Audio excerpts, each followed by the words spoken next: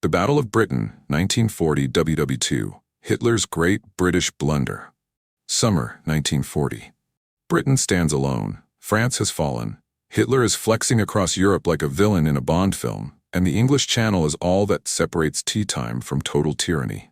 But what happens when a dictator with no navy, no landing craft, and no amphibious training decides to invade an island defended by radar, Spitfires, and sheer stubbornness?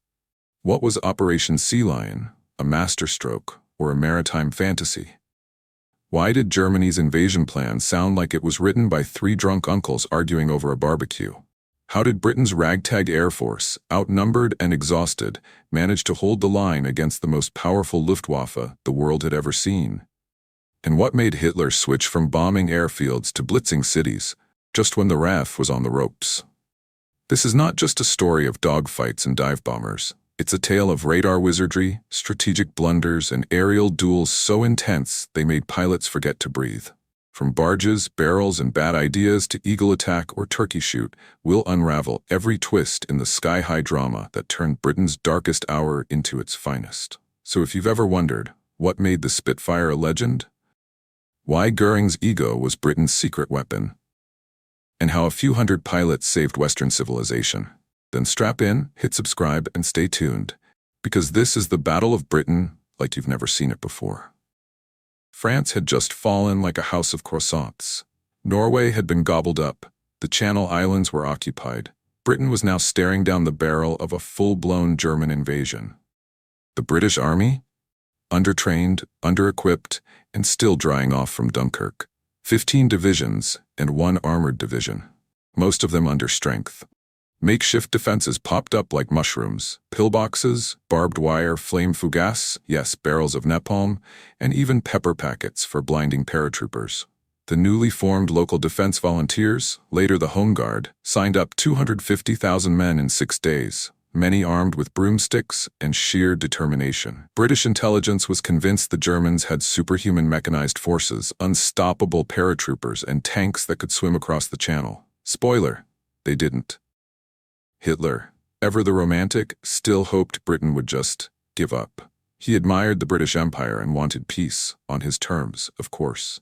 But when RAF bombers started hitting German targets, Hitler's patience wore thin. On July 16, 1940, he issued Directive No. 16, ordering preparations for Operation Sea Lion, the invasion of Britain. The plan? Cross the Channel, land in East Sussex and Kent, and march to London. The catch? Germany needed air superiority first. The problem? The Royal Air Force, RAF, wasn't going down without a fight. From July to October 1940, the skies over southern England turned into a deadly battleground. The Luftwaffe launched wave after wave of bombers and fighters. The RAF, flying Spitfires and Hurricanes, scrambled to intercept. Britain's secret weapon? The doubting system, a network of radar, observer posts, and sector stations that coordinated defenses with stunning efficiency. The Germans underestimated British radar, overestimated their own strength, and failed to adapt. They shifted tactics repeatedly, from bombing airfields to terror-bombing cities, but never broke the RAF. July 16, 1940, a date that lives in infamy, confusion, and a dash of delusion. Picture this.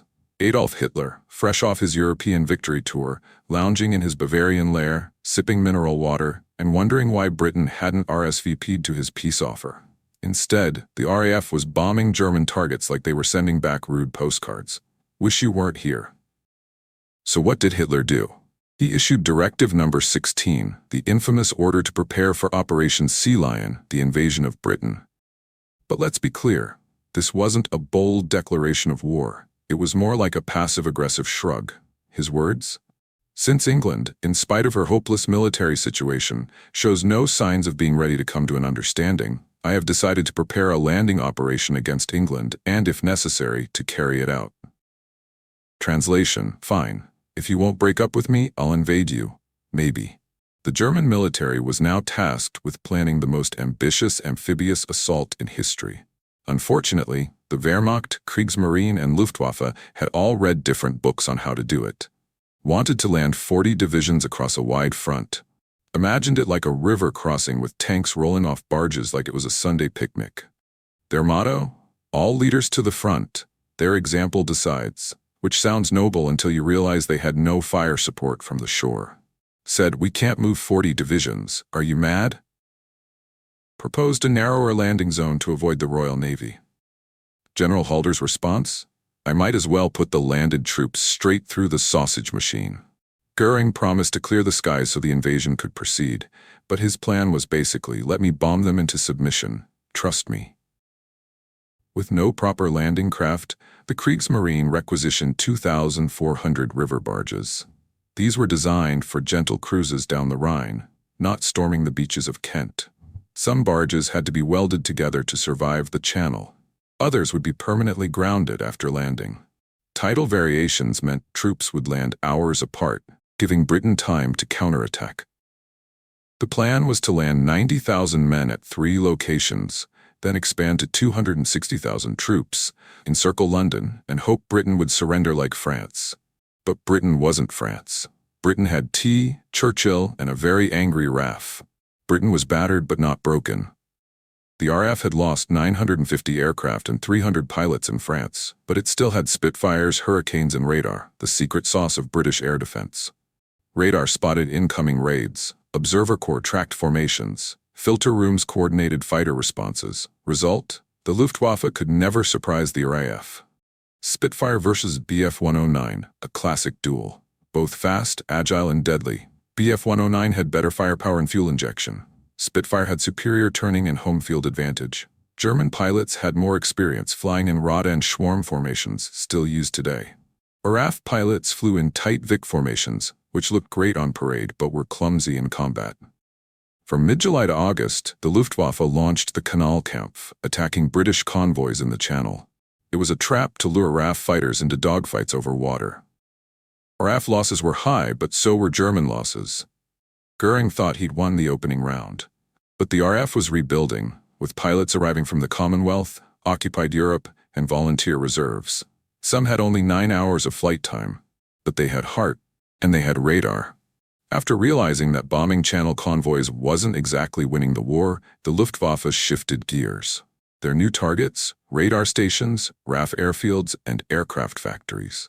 Smart move, except they didn't quite stick the landing. Radar stations were hit, yes, but not consistently. The Germans couldn't confirm damage, and the British repaired them faster than a pub refills your pint.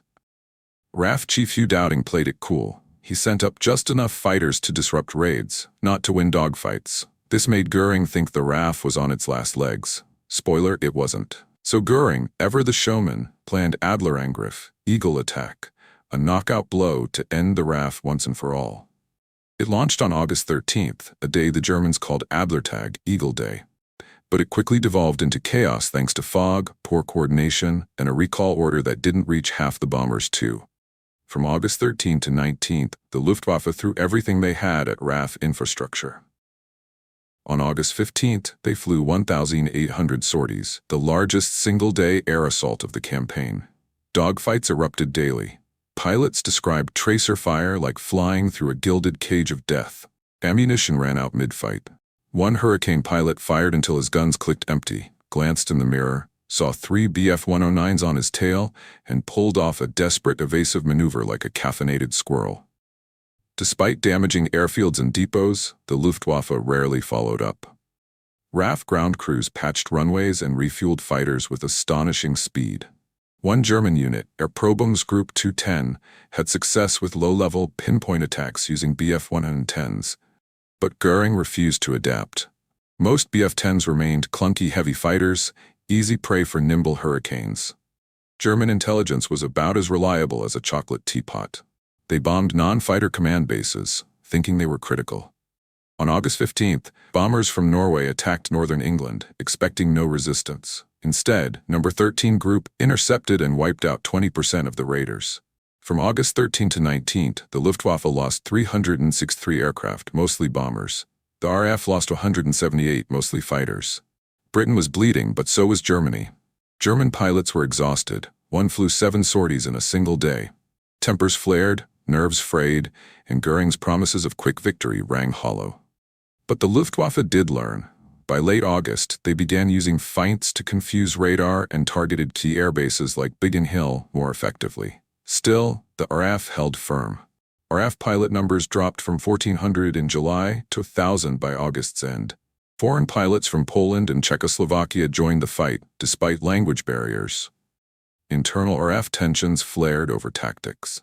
Lee Mallory and Douglas Bader pushed for the big wing, mass formations of fighters.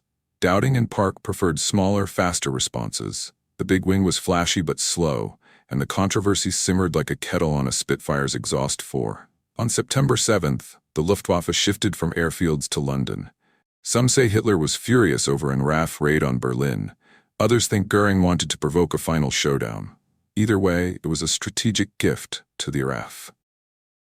Attacks on airbases slowed, giving fighter command time to recover. Teith Park, commander of No. 11 Group, flew over London that night and said, "Though I felt very angry, I said thank God, because the methodical Germans had at last switched their attacks from my vital aerodromes onto cities." This was the climax. The Luftwaffe launched 2 massive daylight raids on London, hoping to break the RAF once and for all. 250 bombers and 300 Bf-109s clashed with 300 RAF fighters. The Bf-109s flew close escort, losing their tactical edge. The RAF shot down 80 German planes, including 23 Bf-109s, for 35 RAF losses 7. 2 days later, Hitler postponed Operation Sea Lion indefinitely. The Luftwaffe switched to night bombing, and by October 31st, the Battle of Britain was officially over. The RAF lost 449 pilots and 1,500 aircraft. The Luftwaffe lost 2,500 killed, 900 captured, and 2,800 aircraft, mostly bombers. Britain had survived. The skies were theirs. And Goering's Eagle attack had turned into a very expensive game of whack-a-mole, with the moles flying hurricanes. The Battle of Britain was the first major defeat for Nazi Germany. It proved that air power alone couldn't win wars and that Britain wouldn't go quietly. As Churchill famously said, "Never in the field of human conflict was so much owed by so many to so few."